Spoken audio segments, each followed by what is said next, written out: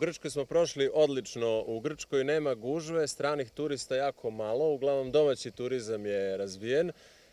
Za vikend je bilo gužve, na plažama nema gužve. Birate gde ćete da sednete, Grci vas bukvalno jure da vam prodaju kafu, da vam prodaju sok, tako da cene su normalne, ništa nisam primetio neko veliko povećanje od pre 3 godine kad smo bili prošli put. Čisto je, uredno, poštuju se epidemiološke mere, maske, nose, svi, ima dezinfekcionih sredstava.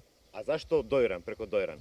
Zato što je Dojran mnogo lepo jezero. Uvek mi idemo preko Dojrana, tamo prespavamo i sutradan za sat i po vremena smo u Grčkoj. I ovde nikad nema gužve na granici, na prelazima, sve je okej. I sad opet idemo na Dojran, opet tamo pauza, kafa, sladoled, polako, fino, lepo. Sviđa li vam se Dojrane i da li svake godine prolazite, mislim, kad idete? Svake godine obavezno kroz Dojran i već nas tamo maltene i poznaju ljudi gde kupujemo one hamburgere i one sve, onu hranu, tako da preporučujem Dojran da dođu ljudi da obiđu. Obavezno kupanje na jezeru.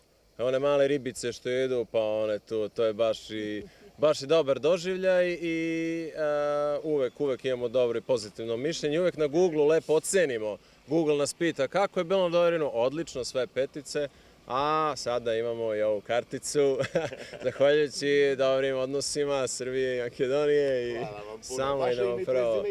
Zoran Vojvodić iz Beograda, Srbija. Hvala vam puno da ste mi zdravi i živi.